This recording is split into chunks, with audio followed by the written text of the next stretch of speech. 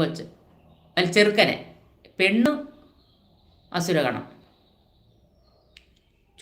അസുരനും ദേവന് കേട്ടോ. കല്യാണമൊക്കെ നടക്കുന്നുണ്ട്, പക്ഷേ ചകടയായിരിക്കും എന്തായാലും. ഞാൻ നേരത്തെ മുൻകൂട്ടി പറഞ്ഞേക്കാം. എന്തായാലും കല്യാണമൊക്കെ നടക്കുന്നുണ്ട്. ഇവിടെ അടുക്കളയുള്ള ഒരു ചേച്ചിയുടെയും രണ്ടുപേരുടെയും അത് തന്നെ. പക്ഷേ പിന്നെ മൂലങ്കാർ പക്ഷേ പിന്നെ പെൺകൊച്ചല്ലേ, ഒരു ശാന്ത സ്വഭാവമാണല്ലോ മൂലത്തിന്. കുഴപ്പമില്ല, മൂലമാണെന്നുണ്ടെങ്കിൽ അസുരഗണമാണെന്നുള്ളതേ ഉള്ളൂ. മൂലം നല്ല ഒരു സ്വഭാവ ഗുണമുള്ളത് നാളെ. ചോദ്യമാണെന്നുണ്ടെങ്കിൽ ഞാൻ പറഞ്ഞില്ല, ദേവനും അസുരനുമാണ്. കല്യാണമൊക്കെ നടക്കുന്നുണ്ട്, പക്ഷേ ഞാൻ പറയുന്നത് നോക്കിയിട്ട് ചെയ്യൂ എന്നേ പറയത്തുള്ളൂ. അസുരൻ ദേവനാന്നുള്ളത് അസുരനും ദേവനും ചേർക്കും.